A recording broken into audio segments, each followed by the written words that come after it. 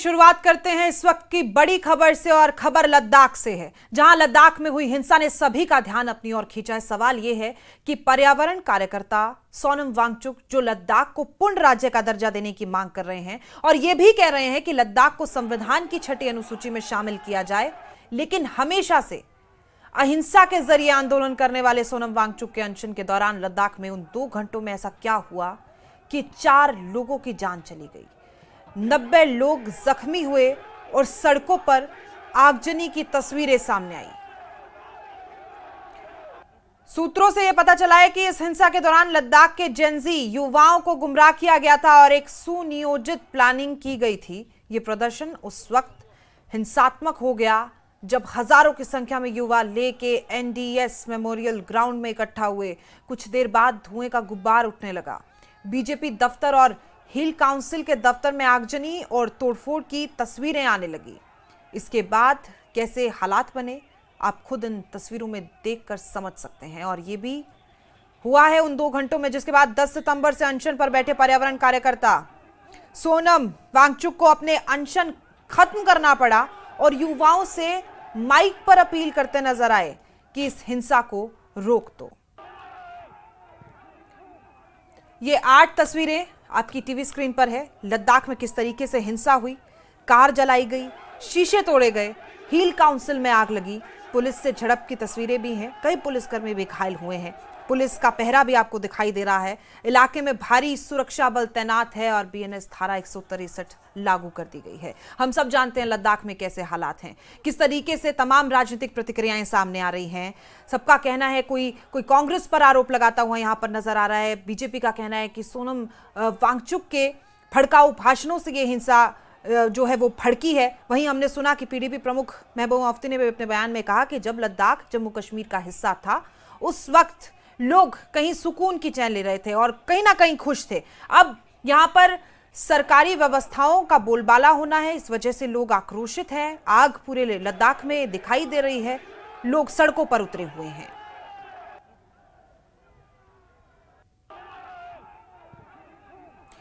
लेह हिंसा से जुड़ी एक और बड़ी खबर आपको बता रहे हैं। पुलिस हिरासत में 4 नेपाली नागरिकों को लिया गया है। हिंसा में नेपाली नागरिकों का इस्तेमाल है। सूत्रों के हवाले से बड़ी खबर, नाबालिगों को हिंसा में किया गया शामिल। 20 से ज्यादा नेपाली नागरिक लद्दाख में जो हिंसा के वक्त मौजूद थे वो पुलिस की रडार पर है। तो ये बड़ी चीज निकलकर सामने आई है। हम उन हालातों से वाकिफ है किस तरीके से नेपाल में वो तस्वीरें सामने आई थी। उसके बाद से लद्दाख में भी वही हिंसा दिखाई दे रही है। लोग सड़कों पर उतरे हुए थे। कल माहौल बेहद खराब था और ऐसे में 4 नेपाली नागरिक, हालांकि आपको बता दें कि एलजी कविंद्र गुप्ता का भी बयान सामने आया था कि हो सकता है कि इसमें नेपालियों का हाथ हो और ऐसे में ये खबर निकलकर सामने आना कि 4 नेपाली नागरिक हैं, क्योंकि वहां भी हिंसा पूर्ण रूप से जेनजी के रूप में देखी गई थी। वहीं लेह हिंसा में बड़ी अपडेट सामने आ रही है। गृह मंत्रालय की टीम लेह पहुंच चुकी है। कल हुई हिंसा की जांच के लिए टीम लेह पहुंची है। हिंसा के बाद नुकसान का लगातार जायजा लिया जाएगा और लेह में अधिकारियों से मुलाकात भी इस टीम के द्वारा की जाएगी। आखिरकार देखा जाएगा कि किस तरीके से क्या बड़े कारण रहे हिंसा भड़कने के, क्योंकि सोनम वांगचुक वो पर्यावरण नेता है और हमेशा उनकी तरफ से आंदोलन किए गए हैं, लेकिन अहिंसा का रास्ता अपनाते हुए, गांधी जी के रास्ता अपनाते हुए उनकी तरफ से आंदोलन किए गए। लेकिन ऐसा क्या हुआ, बताया यह भी जा रहा है कि 2 वहां पर लोग सामाजिक कार्यकर्ता उम्रदराज बैठे थे, उनकी तबियत बिगड़ी। कई दिनों से 10 सितंबर से ये बैठे थे अनशन पर और उनकी तबियत बिगड़ने के बाद ये हिंसा और ज्यादा बिगड़ गई। मौरूफ स्टेंजन हमारे सहयोगी इस खबर पर ज्यादा अपडेट के साथ हमारे साथ मौजूद है। मौरूफ, फिलहाल क्या हालात हैं, क्योंकि एलजी कविंद्र गुप्ता की तरफ से भी ये बयान आया है कि नागरिक हो सकता है, नेपाली नागरिक इस हिंसा में शामिल हो, और ये भी खबर आई है कि पुलिस ने 4 नागरिकों को पकड़ा भी है। जी हाँ, मैं आपको बता दूं, आज की स्थिति की बात करें तो आज माहौल ठीक है, लेकिन सिक्योरिटी की तरफ से काफी सख्ती किया जा रहा है। जो कर्फ्यू जैसे स्थिति है लद्दाख में, और आने जाने वाले सबसे पूछताछ कर रहे हैं। पूछताछ करने के बाद ही छोड़ा जा रहा। तो जो सड़कों पर इक्का दुक्का ही गाड़ी नजर आ रहा है, जिसमें जो लोग हॉस्पिटल की ओर जा रहे हैं या किसी टूरिस्ट को इधर उधर छोड़ने जा रहे हैं, वही इक्का दुक्का ही मिलने यही सड़क पे चलने वाला मिल रहा है। और आपको बता दूं, जो गिरफ्तारी की बात करें तो इसमें काफी ये यूथ को रिटेन किया गया। आप ये जांच का विषय होगा इसमें कितना लोकल से नॉन लोकल से। हालांकि मैं आपको बता दूं कि इस वक्त जो इससे कुछ थोड़ी देर पहले हम हॉस्पिटल में गया तो वहाँ तो नॉन लोकल्स यानी डोडा के लेबर्स यहाँ काम करते हैं, उसी तरह बिहार से आते हैं, उसी तरह झारखंड से आते हैं समर सीजन में लद्दाख में, उसी तरह जो नेपाली का जो लेबरर्स है वो काफी संख्या में आते हैं। तो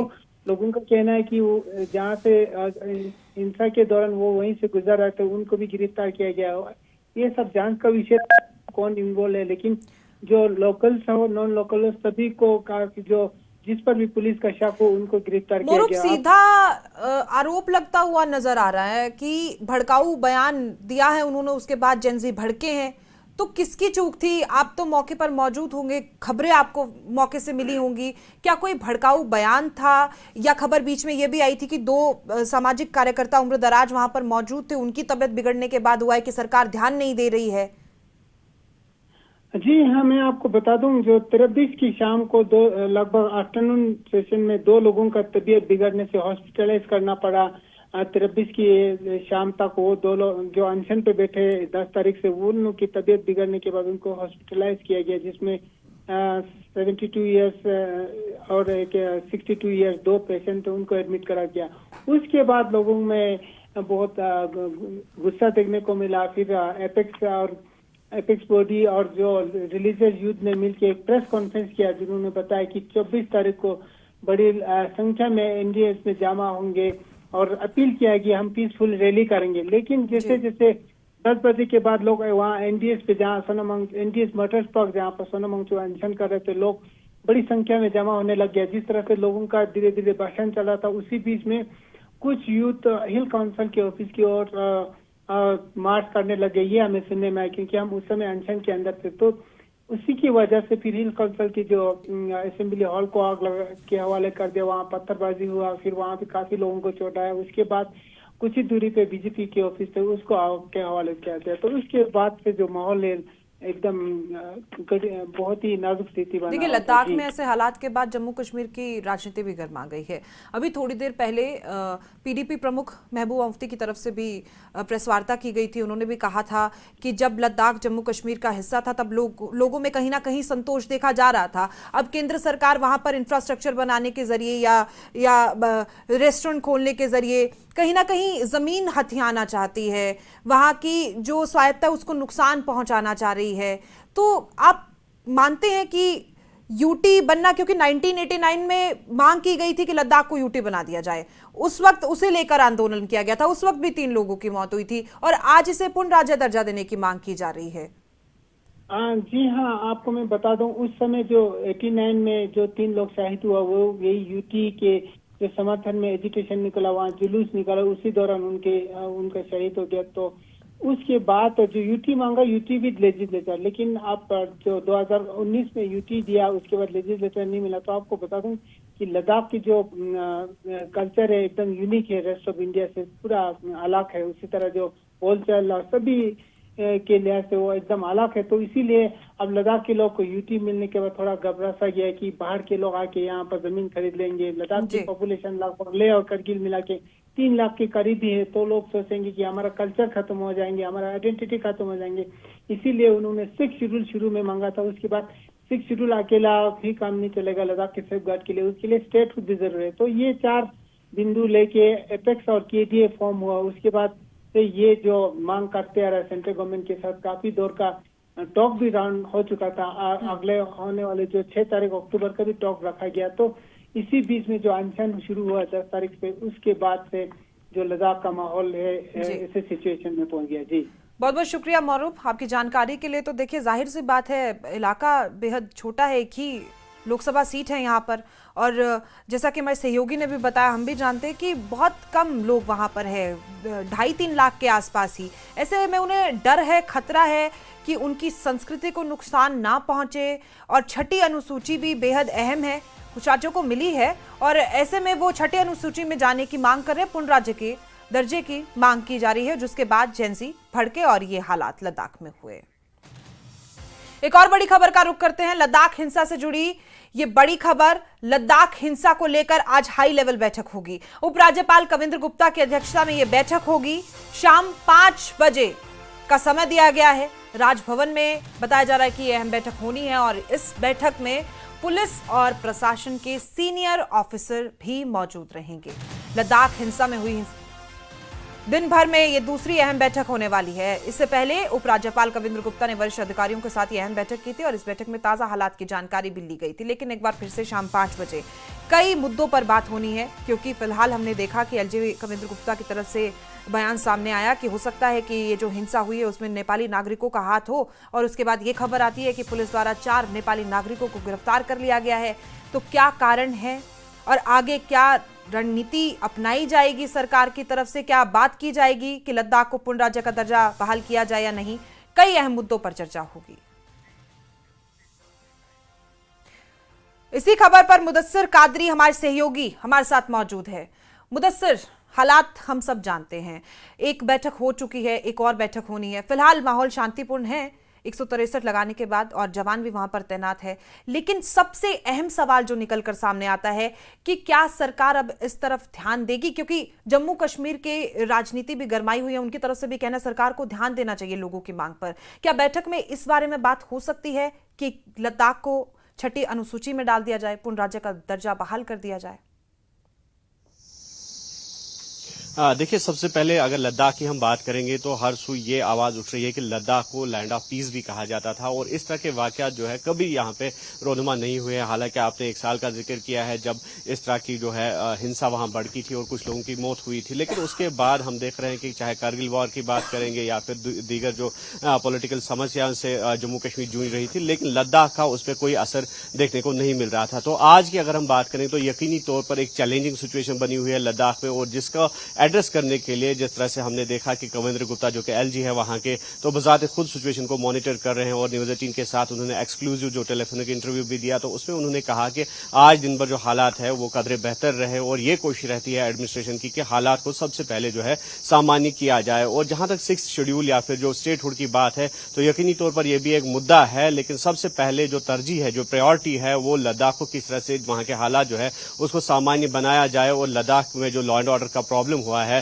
तो उसको किस तरह से वापस ट्रैक पे लाया जाए। तो यकीनी तौर पर इस पे बात होगी, इस विषय पे सबसे ज्यादा जो है ध्यान दिया जाएगा। और साथ ही साथ जिस तरह से एलजी ने वाज़ेह तौर पर इशारा किया है कि इस जो हिंसा भड़की है वहां पे और इस हिंसा में जो एक्सटर्नल फोर्सेज है उनका हाथ है, जिस तरह से आपने नेपाल के कुछ बाशिंदों का जिक्र किया कि उनको पकड़ा गया है और बराह रास्त तौर पर एलजी ने ये इशारा दिया था कि एक्सटर्नल फोर्सेज का हाथ है और नेपाल का भी उन्होंने जिक्र किया था। और सब ये जो है इसको प्रायोरिटाइज किया जाएगा कि किस तरह से यहाँ के हालात को सामान्य किया जाएगा, और अगर किसी एक्सटर्नल फोर्स का हाथ है यानी कि जो लद्दाख से बाहर के कोई जो है सेंसिटिव व्यक्ति या कोई एजेंसी इसके पीछे है तो उसको सबसे पहले जो है तश्त-ए-बाम किया जाएगा, उसको मंजर आम पर लाया जाएगा और तभी जो है दूसरे विषयों पर जो है बात होगी और उस पर फोकस किया जाएगा। और यकीनी तौर पर जिस तरह से अब बात होगी जो एपेक्स बॉडी है लद्दाख की या केडीए है वहां पर जिनकी अगवाई में ये प्रोटेस्ट जो थे वो चल रहे थे, और उनसे बात करके जो उनके मुद्दे होंगे, चाहे 6th शेड्यूल का होगा, जॉब रिजर्वेशन को लेकर होगा, लैंड रिजर्वेशन या फिर कल्चर को बचाने की बात है,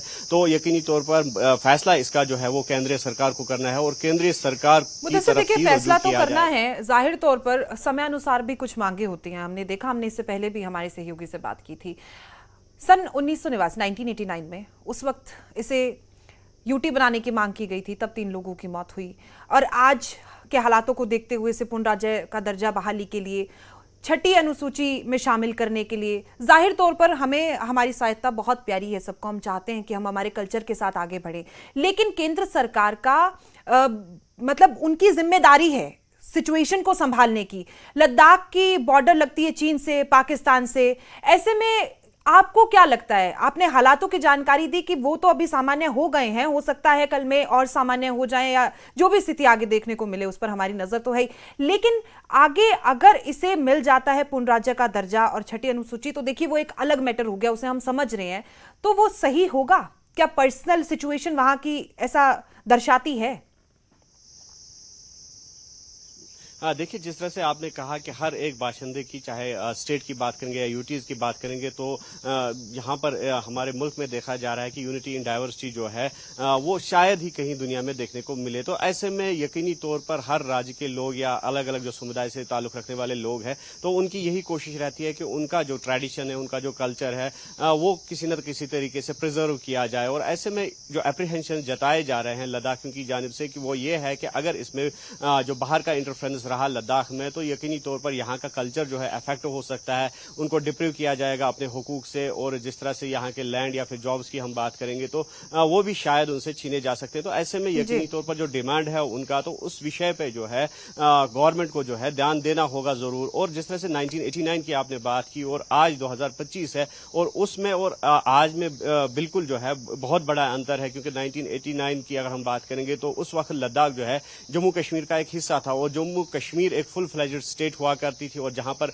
अपना एक अलग कॉन्स्टिट्यूशन था, यहां तक कि नेशनल फ्लैग के साथ साथ यहां का अपना एक झंडा था। लेकिन 2019 के बाद जब आर्टिकल 370 को खत्म किया गया, तो सिचुएशन जो है यकसर उसमें तब्दीली आई, और कंट्रोल जो है वो लगातार हम देख रहे हैं कि जो गवर्नमेंट है, मरकजी गवर्नमेंट है, तो मरकजी गवर्नमेंट के हाथ में चला गया। तो ऐसे में यकीनी तौर पर अब जो है जिस तरह से आज की बात की जा रही है, तो ऐसे में जो डिमांड्स है लद्दाखियों की, तो उस पर यकीनी तौर पर जो है सरकार को गौर करना होगा। चाहे जाहिर तौर पर गौर करने की यहाँ पर सरकार को जरूरत है, क्योंकि जिस तरीके से हालात बने हुए हैं उसमें हर पहलू को ध्यान में रखकर आपको चलना होगा, आपको लोगों की भी सुननी होगी, आपको बॉर्डर भी देखना होगा। फिलहाल आपकी इस जानकारी के लिए बहुत बहुत शुक्रिया।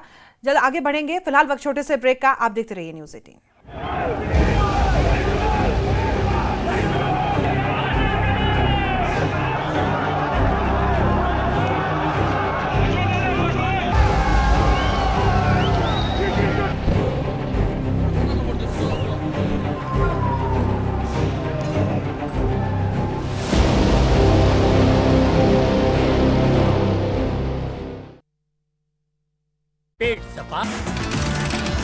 लद्दाख में हुए हिंसक प्रदर्शन पर महबूबा मुफ्ती का बयान आया सामने। बोले कि केंद्र 2019 के बाद के बदलाव का करे मूल्यांकन। लद्दाख के लोगों द्वारा लंबे समय से शांतिपूर्ण प्रदर्शन के बाद हिंसक प्रदर्शन चिंताजनक विषय। सीएम उमर ने लद्दाख को लेकर केंद्र पर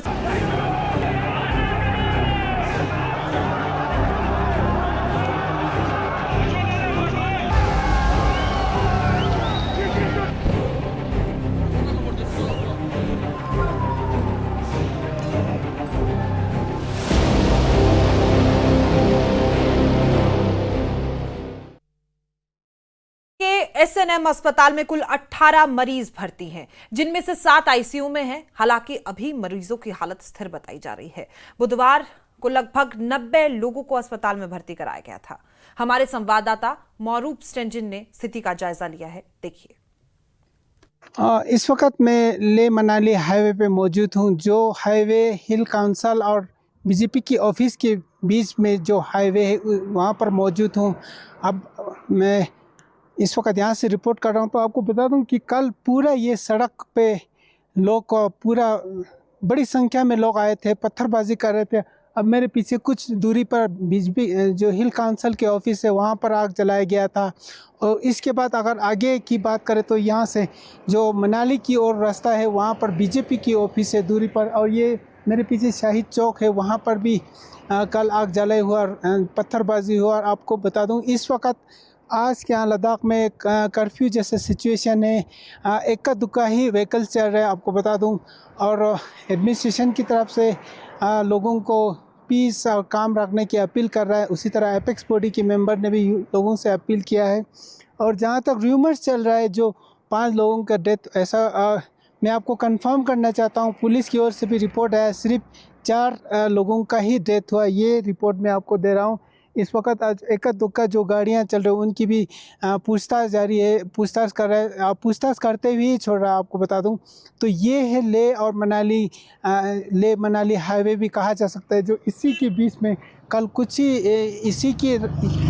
इसी रास्ते से लोग यहाँ से मार्च करते हुए बीजेपी ऑफिस तक पहुँचा। मेरे आगे देखूँ तो वहाँ एनडीएस ग्राउंड है, जहाँ पर एनडीएस मोटर पार्क है, जहाँ पर अनशन चल रहा था। वहाँ से लोग दौड़ के आया था। उसके बाद जो मैं आपको दिखाने की कोशिश करता हूँ। मेरे पीछे हिल काउंसिल का ऑफिस है, वहाँ पत्थरबाजी हुआ, हिल काउंसिल की असेंबली को जला दिया। उसके बाद से लोग इसी रास्ते से मार्च करते हुए आगे चला गया। तो यहाँ एक रास्ते पे एक दो टायर भी जला के आग जलाया था। तो अभी इस वक्त लद्दाख में शांत माहौल ठीक है। हर जगह पर जो पुलिस और सिक्योरिटी तैनात है। तो इस वक्त जो यहाँ का जो माहौल है धीरे धीरे ठीक हो रहा है, मैं कह पा रहा हूँ। तो अब देख सकते हैं इसी रास्ते से कल लोग बड़ी संख्या में हाथ में पत्थर लेके वहाँ चल दिए थे, तो वहाँ पत्थरबाजी भी हुआ। मैं मुरूफ तंजीम, नेटवर्क 18 के लिए ले से। लेह हिंसा को लेकर लद्दाख के एलजी कविंद्र गुप्ता ने न्यूज 18 से खास बातचीत में कहा है कि अब लेह में स्थिति धीरे धीरे सामान्य हो रही है। इस दौरान एलजी ने लोगों से शांति बनाए रखने की अपील भी की है। साथ ही उपराज्यपाल कविंद्र गुप्ता ने विपक्षी दलों पर निशाना भी साधा है।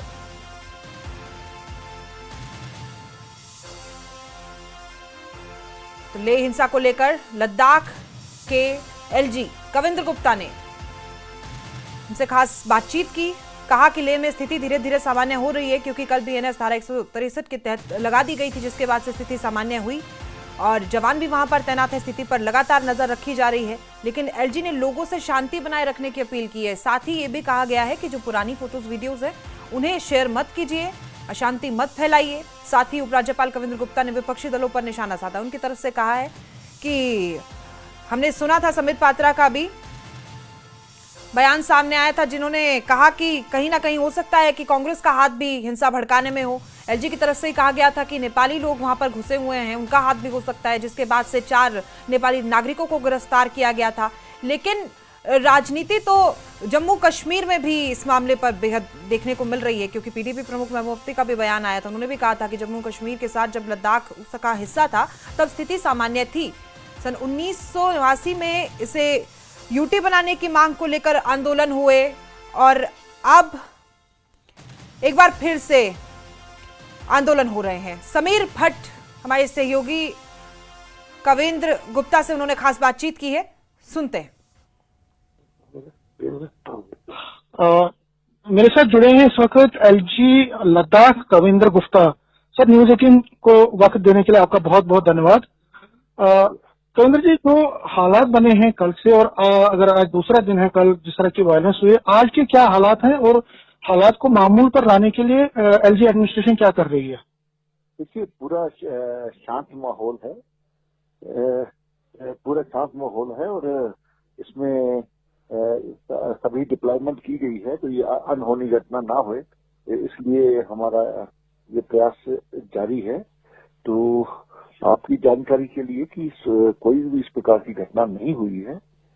तो कुछ लोग जो जख्मी थे उनको शिफ्ट भी किया जा रहा है। तो इन सभी विषयों पर काफी लोगों को डिस्चार्ज भी कर दिया गया है। तो मुझे लगता है कि हमने 163 जो लगा के रखी है, लोगों को कोई परेशानी नहीं रखी है। जो कुछ भी कहीं जाना चाहें, लेकिन जो एक एहतियात रहती है कि 8 से 10 लोग इकट्ठे ना हो, इस तरह प्रकार की पूरी वो की गई है।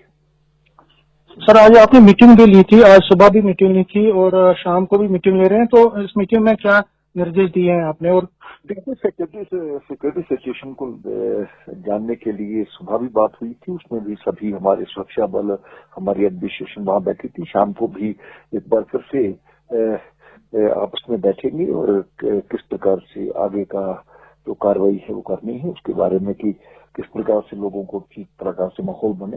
ये ठीक है कि अभी लोगों को इकट्ठे होने पर और जुलूस निकालने पर बैन लगाया गया है, तो वो अभी जारी रहेगा। बाकी मैं लगता है कि सारी जो जानकारी उपलब्ध होगी उसके बाद ही आपको कुछ कह सकूंगा। सर, अगर हम कैजुअलिटीज की बात करें तो फिगर क्या है, ऑफिशियल फिगर क्या है इस टाइम, और इंजर्ड कितने हैं और कितने इंजर्ड को जो है जख्मी जो थे उनको उपचार के बाद वो किया गया, मतलब एक डिस्चार्ज किया गया? देखिए, अभी 5 बजे इसकी जानकारी नहीं है, लेकिन ये कहा गया था, पहले भी डायरेक्शन दी गई थी कि तो जो लोग हैं उनको कम से कम जो लोग ठीक हो चुके हैं, माइनर जिनको चोटें थी, उनको डिस्चार्ज कर दिया जाए। तो मुझे लगता है कि एक बार 5:30-6 बजे के बाद जब हमारी चर्चा होगी तो मैं इसमें पूरा फिगर, ऑफिशियल फिगर वहाँ हमारा स्पोक्स पर्सन बोलेगा। एलजी साहब, कल जो जिस तरह आपने वीडियो कॉन्फ्रेंसिंग भी आपने लोगों से एड्रेस भी किया था, ये जो है इस वायलेंस में कहा जा रहा है कि पॉलिटिकल एक एंगल है इसमें, तो आपको क्या लगता है कि एक कोशिश की गई कि यहाँ पे जो एक पीसफुल माहौल है उसको खराब करने की? बिल्कुल, बहुत से लोग, हमारी वीडियोस हैं जो उसमें स्थानीय लोग ये देख रहे हैं कि कौन लोग यहाँ पर किसको उकसा रहे थे, उसी के कारण से इस प्रकार का माहौल बना है। पहले सब कुछ शांतिपूर्ण चल रहा था और हमने भी जो डिप्लॉयमेंट की थी सिर्फ लाठियों के साथ पुलिसकर्मी वहां खड़े थे, लेकिन जब उनको भी जलाने की कोशिश की जाएगी, उनकी गाड़ी को जो बीच में बैठे थे, तो स्वाभाविक बात है कि उसके लिए एक्शन इस प्रकार का लेना पड़ा। जी, एक्शन लेना पड़ा। तो अभी जो लोग जो प्रोटेस्ट पे थे या जो डिमांड पे कर रहे हैं, कुछ चीजों की डिमांड कर, उनके साथ क्या कोई कल से कोई वार्तालाप हुई है, आपकी कोई बात हुई है एलजी एडमिनिस्ट्रेशन की, या उनको कॉन्फ्लिक्ट? ये केंद्र ने कुछ लोगों को बुलाया है और हालात यहाँ पर ठीक हो तभी बातचीत हो सकती है। इसकी ऐसे कुछ कहा नहीं जा सकता, लेकिन आपस में चर्चा जो रिलीजियस संगठन है उनके साथ भी चर्चा आपस में बैठ करके हो रही है। तो ये जो आपको लगता है कि सियासत इसमें जो आई है ये गलत है और कहीं ना कहीं कुछ पॉलिटिकल पार्टी जो है इंस्टिगेट कर रही है? देखिए, इससे पहले भी हिंदुस्तान में बहुत से ऐसे आंदोलन हैं जो हम जानते हैं कि यहाँ पर माहौल खराब करने के लिए, यहाँ पर जब इस प्रकार का पहले भी होता रहा है, तो हम चाहते हैं कि इस प्रकार की वो कोई चीज ना हो, तो उसको एहतियाती ये रोकना बहुत जरूरी था, नहीं तो ये आंदोलन बहुत बढ़ गया होता। तो मुझे लगता है कि काफी लोगों को यहाँ पर मरवाने की कोशिश की जा रही थी, जिसको हमने रोका है। सर, इस पे सियासत बहुत हो रही है। डॉक्टर फारूक अब्दुल्ला भी आज प्रेस कॉन्फ्रेंस में बयान दे रहे थे, महबूबा मुफ्ती भी कह रही है कि देखिए जी, जिस तरह से लद्दाख में हुआ ये कहीं ना कहीं फेलियर है, सेंटर को दोष दे रहे हैं, और कहीं ना कहीं ये भी कह रहे हैं कि जम्मू कश्मीर को भी स्टेटहुड मिलना चाहिए, नहीं तो यहाँ पे भी हालात खराब हो सकते हैं। तो आपको लगता है कि उकसाने की कोशिश है ये? देखिए, इस प्रकार के नेताओं को राजनीति नहीं करनी चाहिए। हम सब जानते हैं इन्हीं के राज में कितने लाखों लोगों को वहां पर कश्मीर